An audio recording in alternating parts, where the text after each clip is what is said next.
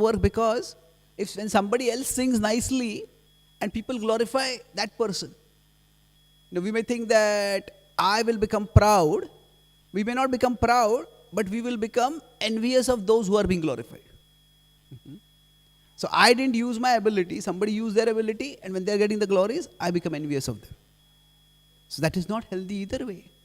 So sometimes it happens that that envy comes out in subtle way. Somebody sings very nice kirtan, and everybody is going, this devotee does such nice kirtan. And somebody does subtle put down. Have you seen how much prasad he takes? So it's like subtly pulling down that person because that envy is there. So the idea is a more Krishna-centered understanding of our ability is that my ability, whatever ability I have, that is a gift from Krishna. So a more technical word is it's an endowment. It's something which is given to us. And that ability is meant for engagement. My focus should not be so much on whether it is giving me enjoyment or causing me entanglement. My focus should be on it is to be used in Krishna's service. Now, of course, we can be careful how to use it in Krishna's service, but that is the primary vision. So yesterday I talked about Artha and Paramartha. So continuing with this idea that God is the basis of all being, so there can be many Arthas in life. And then we have the Paramartha. So we could say at a basic level, food to survive is an Artha. Then money is an Artha. Then we could say ability is an Artha. Then if we have some achievement that we come, achievement is an Artha. Then if we got some fame, some applause, some recognition for that, all these are Arthas. Now the point is that if we have that vision that everything, Krishna exists at the top as the Paramartha, but Krishna also sustains all of these. Then what happens is, as devotees, at one level, we are seeking Paramartha. We are seeking Krishna. We are seeking love for Krishna. But another level, we also may seek these things so that we can use them in Krishna's service. So the Artha can also be used for Paramartha. Now, this dynamic is seen in, say, Arjuna, one of whose names is Gudakesha. Now this name Gudakesha has two meanings. One is based on Artha and the other is based on Paramartha. So based on Artha, the meaning comes that Arjuna was so dedicated to his archery that he would, after learning archery during the day, would practice it all night. And by practicing all night, he would actually do very well. So he became an excellent archer. So Gudakesh means one who has conquered sleep. So he conquered sleep in his dedication to archery. That's he pursued Artha. Now the other meaning is he was so devoted to Krishna that by his devotion to Krishna, Gudakesha, he conquered sleep. Now both meanings are there, but the idea is for Arjuna, Artha and Paramartha went together. When there is that celebrated incident when the teacher Drona wanted to test all his students. And when he wanted to test all his students, he had put a effigy of a bird on top of a tree, and he told his students, you should shoot the eye of the bird. And he called all of his students and asked them, what do you see? So one of them said, okay, I see the sky, I see the tree, I see the branches, I see the forest, I see so many things. And whoever said all these things, Drona said, step back. And finally Arjuna stepped forward. I asked Arjuna, what do you see? He said, I see only the eye of the bird. And then Drona was pleased. And Drona said, shoot. And Arjuna shot and he pierced the target. This is an example of Vyavasayatmika buddhi ekeha kurunandana. Be one-pointed. Now the significant point is, Arjuna is a devotee. A devotee is meant to see Krishna everywhere. So did Arjuna say that, oh, I see Krishna over there? No, that would not be relevant at that particular point. Artha is required in this world for us to survive and for us to serve. So Artha can take us to Paramartha, or Artha can take us away from Paramartha. If we make Artha itself into Paramartha, that means we develop some ability and we become very proud of this ability and think by this ability itself I'll become happy. Then that can lead to illusion, that can take us away from Krishna. But we cannot demonize ability. We need to utilize ability. Whatever abilities, whatever artha we have. Now I am using the word ability over here. It can refer to some resources. It can be that somebody is born with wealth, somebody is born with certain resources, whatever it is. So those are meant to be used in the Lord's service. Paurusham Rushu. Krishna says, I am ability in human beings. So with this understanding, when we want to hear the glories of Krishna, it is not just when we are coming to the Bhagavatam class and we are hearing the class. That's when we are hearing the glories of Krishna. Yes, that we are definitely hearing the glories of Krishna at that time. But when we are talking with devotees and some devotee has done some wonderful service, that is that devotee's glory, but that is also Krishna's glory. So it is, we can, once we understand, have this inclusive vision of God. So I'll make two more points and then I'll conclude. See, the material things, materially attractive things. In the Gita, there are two visions of these. One is that they are Vishay. Vishay means they are sense objects. And as sense objects, they will take us away from Krishna. Generally, we think sense objects are to be avoided. But the other vision is that these are Vibhuti. Vibhuti means they are the opulences of Krishna.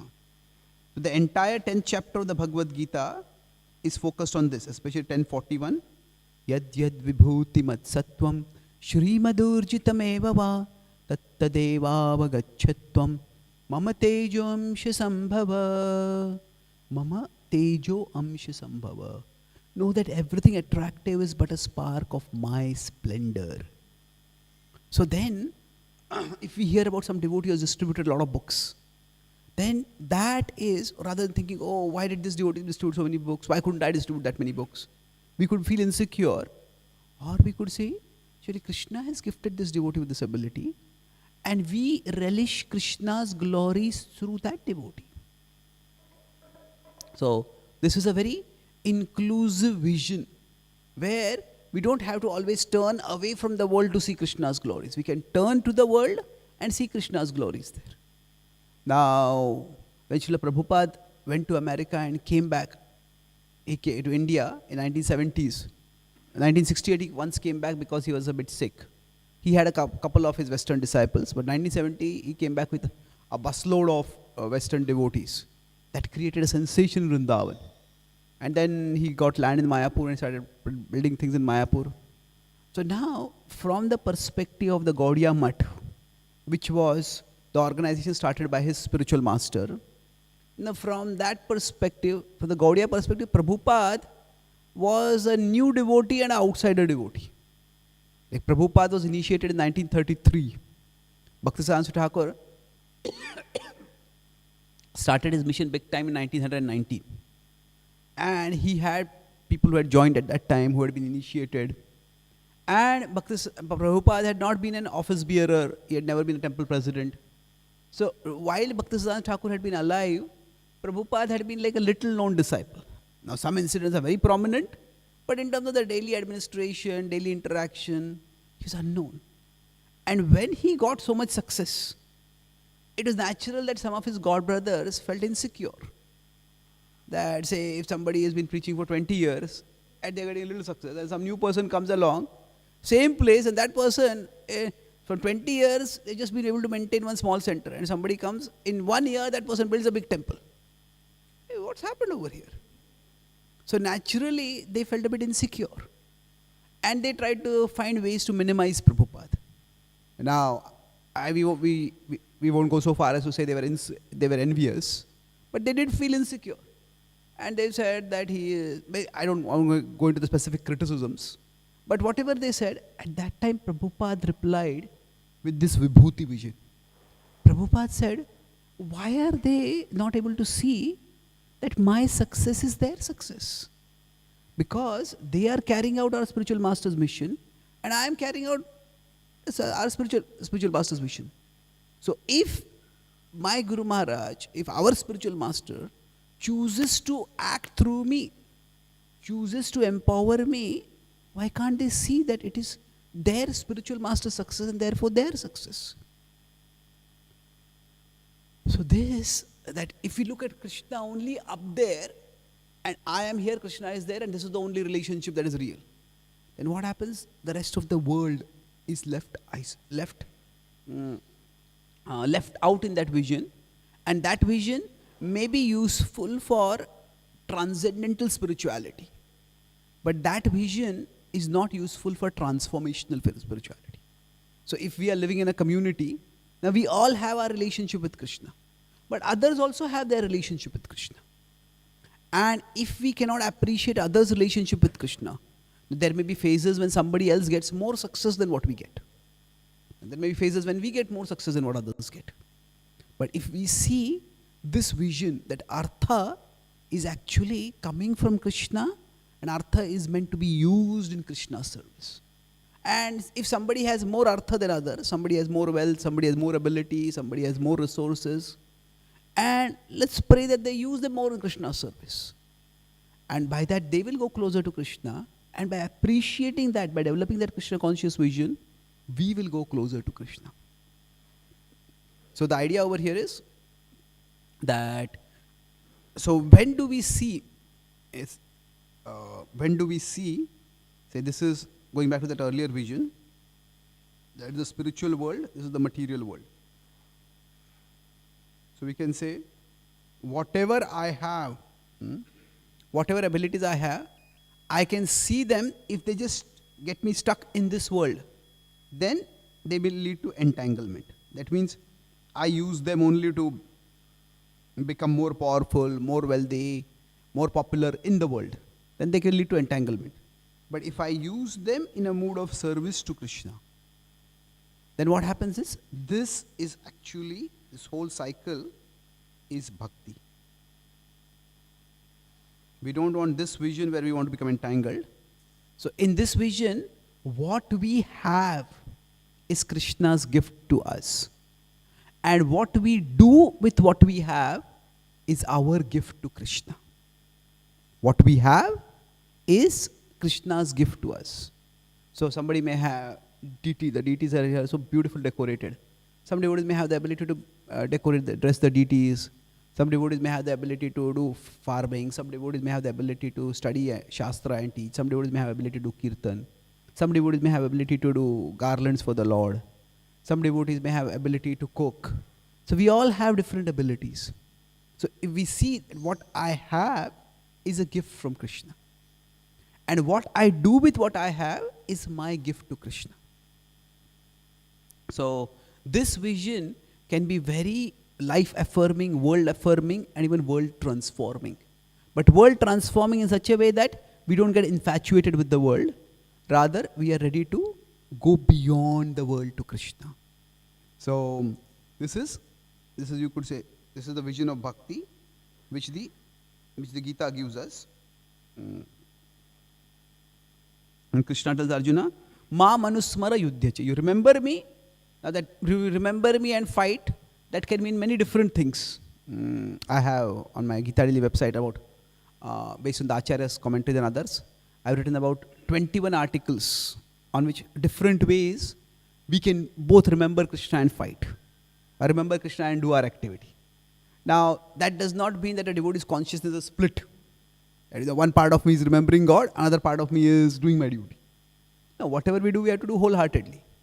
So, when Krishna is telling Arjuna, remember me and fight, one meaning of it is that remember that your fighting ability is coming from me and is meant for me. So, with that way, if you act, then you won't get entangled. Ma manusmara yudhyacha. Remember that your ability is coming from me and is meant for my service. So this is the way a devotee can function in life. I'll conclude this with one last diagram. This is our takeaway. Both of these are takeaways for us. this vision, the ability that I have, that I got it from Krishna and let me use it in Krishna's service. So if we consider Artha and Paramartha, if we pursue only Artha, then that means, if you only pursue wealth, fame, popularity, then that will lead to anartha. We discussed this yesterday. On the other hand, if we pursue only Paramartha, that means, okay, I only want to develop love for Krishna and I don't care for anything else in the world. That may seem like pure devotion, and it can be in many occasions pure devotion, but in far greater occasions, it can lead us if you say, I will only pursue Paramartha. If Arjuna said, okay, I'm only going to do bhakti, I will not learn archery, then he would not have been able to serve Krishna practically. So this will lead us, at best, it will make us ineffective, because we won't be able to do much service to Krishna. Now, at a far more worse level, sometimes it can even be disruptive or destructive. Why? Ineffective means if I have some ability and I don't develop that ability, I won't be able to do that service to Krishna. But disruptive in the sense that many times when devotees don't have some tangible service, then what happens? They become critical of others. You're not doing this right, you're not doing that right. See, it is through our service that we experience a connection with Krishna, and through that connection with Krishna, we get some satisfaction. But if that doesn't happen, then we are constantly criticizing others. That, you're not doing this right, you're not doing that right, you're not doing that right. Some devotees become like self-appointed watchdogs. Now, okay, you're not doing this right, you're not doing this right, you're not doing this right. If something is seriously wrong, certainly we can report. But if somebody is constantly critical of what everyone is doing wrong, then that is not a very healthy atmosphere in the community. So if we try to focus on Paramartha, there are very, very few souls who can just, I'll only hear about Krishna, I'll only chant about Krishna's names, and I'll not, that's what I'll do 24 hours a day. It's very difficult to do that. For us, we also need some artha. Okay, this is the service I can do, and let me do this for Krishna. So what we do is, for us the balance is artha for Paramartha. That means we try to develop whatever ability we have for Krishna's service. Now, we don't have to be able to do with that ability. Like somebody may say, okay, I can cook, but it's not that I'm the best cook, so what is the use of cooking? Well, what is the purpose? The purpose of using artha for Paramartha, there can be 3 levels. At one level, I may do it for achievement. I want to achieve something wonderful. We distribute books. Why? Because I want to achieve a record number of book distribution. That's okay. Somehow we are serving Krishna. That's good. Now, beyond that, we don't just want achievement. We want applause. Sometimes it happens, we do something wonderful, but nobody praises us. And that feels so frustrating. I did so much. Why was I not recognized? Now, maybe Janmashtami festival is there. We do a lot of service.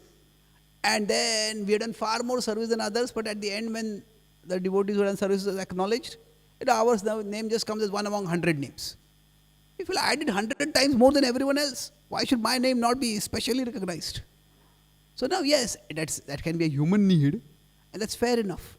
But if that is all that is driving our bhakti, that is external. What we want is absorption.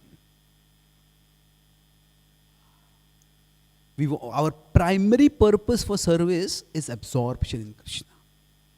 That our primary purpose is that, okay, this world, I try to do service in this world, I try to transform this world, but the most important thing to transform is Krishna. Is my own consciousness, which needs to be transformed towards Krishna. So now, if you look at Srila Prabhupada's life, Srila Prabhupada initially got no achievement, let alone any applause. For 30-40 years, he was trying to preach in India, he got nothing. So we could say from Srila Prabhupada's life, from 1922 till almost 68, it was very little. Then, from 68 to 77, it was huge. what Prabhupada achieved, 108 temples, 70 books, and all those things. But then, if we consider the last days of 77 end, what happened was, Prabhupada had this plan for building the Juhu temple. And Prabhupada worked extremely hard for that particular temple. In fact, we could say, those of us who have read the history, Prabhupada worked harder than any other project for that one project. And when did Prabhupada depart from the world? Which date anyone knows? November 14, 1977. And does anyone know when the Juhu temple was inaugurated? Yes, thank you. January 14, 1978. Just 2 months after Prabhupada departed. Now Prabhupada could have been resentful, I worked so hard for this temple. Let me just see the inauguration of this temple. But when just a couple of days before he departed, Prabhupada was asked, do you have any last desires? And Prabhupada said, Kuch ichha nahi. I have no desire. Prabhupada was always absorbed in Krishna. So, even when he was getting no appreciation, no achievement or no applause, Prabhupada, even when he was all alone in the streets of New York walking along, people who met him saw that he was just so happy speaking about Krishna, glorifying Krishna. And when Prabhupada was getting that, still Prabhupada was absorbed in remembering Krishna and glorifying Krishna. And when Prabhupada his body broke apart, at that time also he was absorbed in Krishna. So a devotee's mood is, if I have artha, I will use it in Krishna's service. If I don't have artha, then also I'll continue serving Krishna. So for a devotee, we seek artha not because we think it will give us happiness. Oh, I have ability, then that ability will make me happy. I have wealth, that will make me happy. No, devotee's mood is, if I have ability, if I have wealth, I will use it in Krishna's service, and that will increase my absorption in Krishna. And that absorption is what will help me to be happy in life.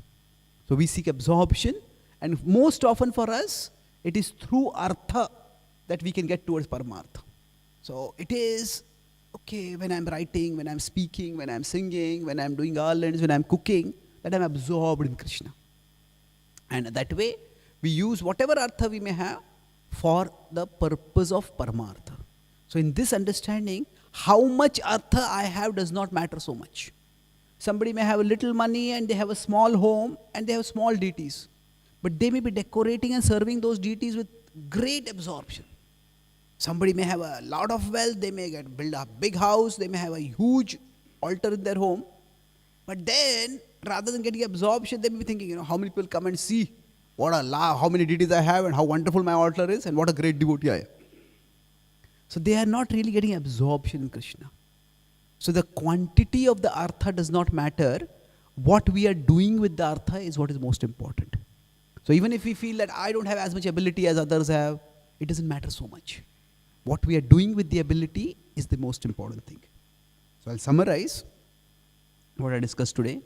Our topic today was how, in the search for meaning, how Krishna offers us Krishna is the source of the supreme meaning in life. What does it mean to say that Krishna is the Paramartha? We talked about the three conceptions, C-I-T. The context is that we talked about God can be conceived in two different ways. That God is the best of all beings, where He is at the top of the hierarchy. This was Hiranyakashipu's conception. And the other is God is the basis of all being. This was Prahlad's conception. That means that whoever has, that comes from Krishna. And this conception arises from, is God beyond nature? That is he transcendent alone? Or is he within nature? So we discuss how God is both. He is beyond nature as Bhagavan, but he is within nature as Paramatma. Nature is within him as Brahman. And as Avatar, he comes into this world also. And accordingly, there will be two conceptions of spirituality. One is we leave the world and go towards Krishna. The other is we go through the world towards Krishna. So this is world transforming spirituality. The other is world transcending spirituality. So broadly we can say that when we are doing our sadhana, just turn away from the world, we put aside our phone, we put aside everything, we focus on our sadhana, that is world transcending. But when we do our seva, that is more world transforming. So these two distinct conceptions of spirituality, we see Parikshit Maharaj is focusing on the more world transcending. Prahlad is focusing on the more, sorry, not Prahlad, Arjuna is focusing on the world transforming. Now, what is the implication of this? The implication is twofold. I discussed how, when we look at artha in this world, anything attractive in this world, we can see as Vishaya, as sense object that takes us away from Krishna, or we can see it as Vibhuti, something that has come from Krishna and is meant to take us towards Krishna. It's an opulence of Krishna. So accordingly, when we have this understanding that if I have some artha,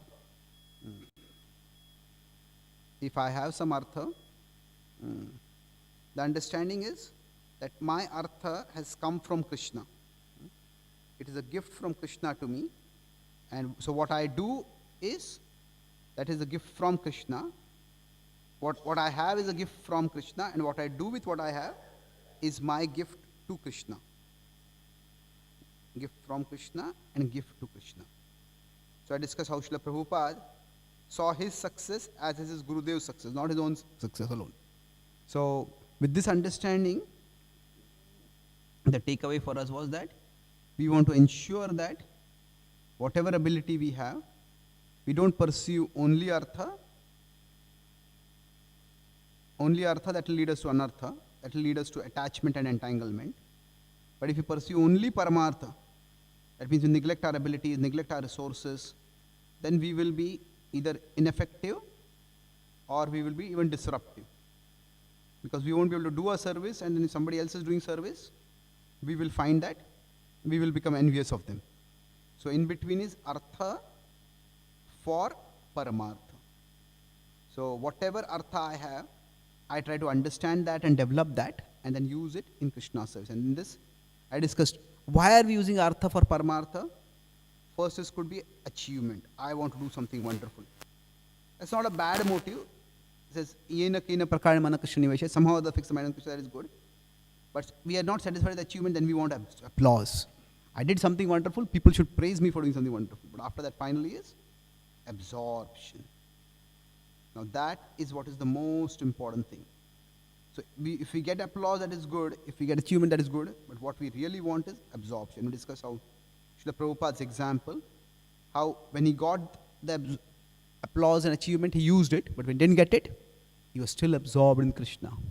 So in this way, that everything that happens in the world, that natrupyanti, we can see that natrupyanti, we can be enriched by the glorification of Krishna. We can see that Krishna's glories are not just what we hear in the Bhagavatam. It is the activities of devotees around us. It is in our own activities, in the accomplishments of other devotees. We can see that it is all the Leela of Krishna, the glory of Krishna unfolding in this world. Thank you very much. Hare Krishna. Are there any quick questions? Yes, please.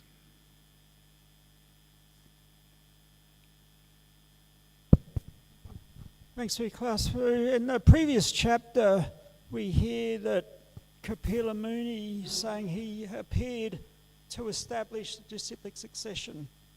And I'm just trying to understand exactly how that was being established. I mean, he was speaking to his mother Devahuti, the Sankhya philosophy, but in what way perhaps would the disciplic succession expand? Yeah, see, when that? Prabhupada says the word disciplic succession, Prabhupada is talking more about the principle than the specifics. That means that we learn from a guru, and that's how we grow in spiritual life. So it is not that one can concoct something on their own and think, now I have learned something new and now nobody should care. I know something which nobody else knows. It's not like that. So there are many different sampradayas, and in Kali Yuga there are 4 sampradayas which I described: Shri Vaishnava, Shri Sampradaya, and then Madhva Sampradaya, another Sampradaya, like that. So now in the past there are many channels by which the knowledge has come down. So for example, Maitreya himself said that he got the knowledge from Narnarayan, from Sankarshan speaking it to a certain sages and Sankhyayan Muni, and then it came to Sanat Kumar Sankhyayan Muni. Now those particular channels may not be continuing right now. So now how exactly that disciplic succession went on, how it stopped, that the Bhagavatam does not mention. So Prabhupada focuses on the principle that we need to receive knowledge from authorized sources by which we can grow in our spiritual life. Okay. Thank you. Any other questions or comments? Yes.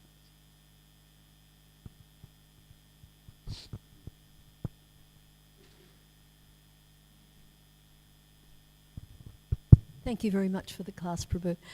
There's a really nice purport in 4th canto. I can't remember the exact chapter at the moment, but in the purport, Prabhupada talks about that all of our skills or our talents, our ideas, they're actually borrowed plumes.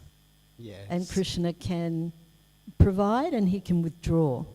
Just like in 2nd canto, I think it is, it talks about Krishna induces the jiva to serve, and he has to sanction the service.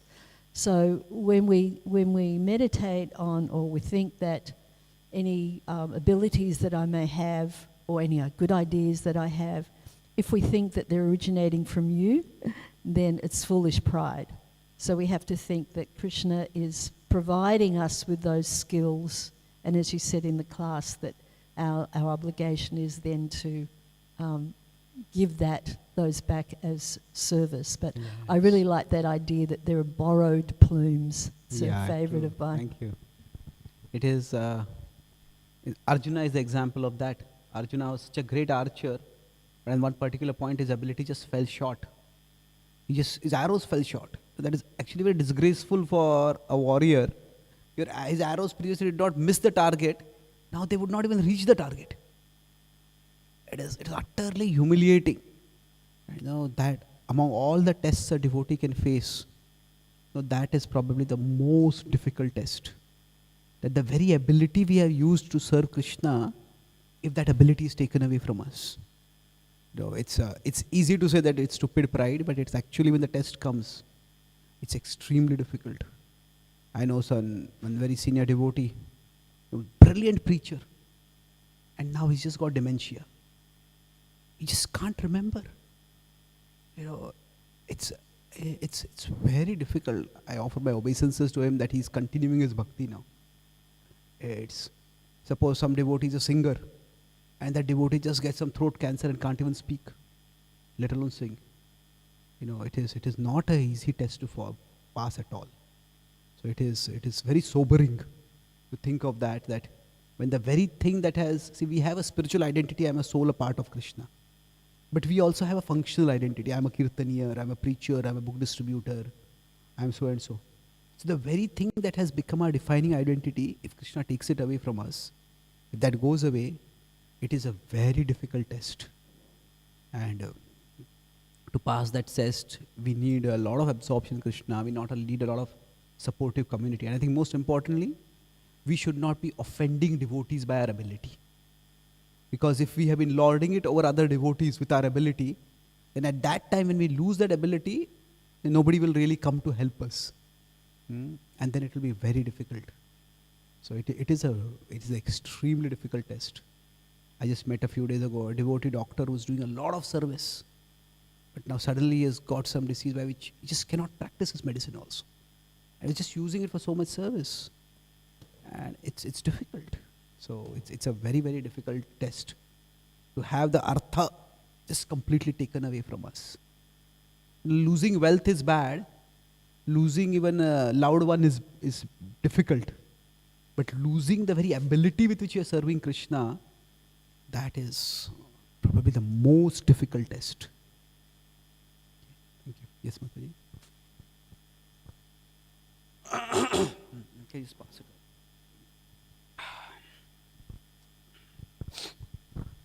Hare Krishna. Hare Krishna. One thing first, next time you come to New Govardhan, can you stay for longer, please? Thank you. It's too short. So my question is to find your ability to find that absorption, is that the word? Absorption, yeah. Absorption. Can you give some practical advice? Because for myself, I feel like I'm just a jack of all trades. I don't really have that complete absorption. So I don't think this has to be complete absorption. Whatever level of absorption is there, that is good. So now, like, understanding what our gifts are is actually quite difficult. Because some people just have, even among children, some children just have, they are prodigies, they are precocious talent. And that's the way they should go in their career. For most children, it's not like that. So broadly, I feel that, to find our talents, there are 3 stages. There is curiosity. So we are curious about many things in life, but let's be curious about ourselves. That doesn't mean we are narcissistic and obsessed in ourselves, but curiosity means that we look at 2 things. What are the things that we feel content doing? That means, at the start of a day, okay, this is what I look forward to do. Maybe that means content means I don't really, whether the world praises me or not, whether recognizes me or not, I feel absorbed doing something. And second is, look at what we are competent doing. So what we feel good doing and what we are good at doing. So that curiosity if we have, by that we may find 3 or 5 things which I like to do and which I'm relatively good at doing. Now I'm saying good, not necessarily the best. I'm just good at doing those things. So we start with curiosity. Now after curiosity, there is a certain level of commitment. Let me try it out. Okay, maybe I'm good at speaking about Krishna to others. I'm good at cooking. I'm good at garland making or whatever. I find certain things which I am good at, so I try them out. My commitment, I'm not saying lifelong commitment, but we try it out. And once we try it out, over a period of time, we may find what is our calling. And this is what I'm meant to do. So now the nature of life is such that we ourselves change with time. Our services evolve with time. So when something is a calling, it may be for my first 10 years of bhakti, but maybe a calling. Afterwards, something might change also. We don't know. Like for Arjuna is an exception that his archery was his lifelong calling. Of course, ultimate calling is Krishna. But I think this is it's a cyclic process. We always have curiosity to observe ourselves. Okay, what exactly is happening in my life? That what am I able to do well? What do I get absorbed in doing? And then through that, okay, let me commit myself for 3 months, 6 months, let me try it out. And then see, if it comes up as a calling, we can be absorbed in that. If not, then we explore something else. So, Srila Prabhupada would say that, that Brahma Jigyasa, that is spiritual inquiry, that's not just inquiry about God, it's also inquiry about our own selves, our own nature. So who I am, not just at the time I'm a soul, but what kind of body, mind, machine do I have and how can I use it in Krishna's service? Thank you very much.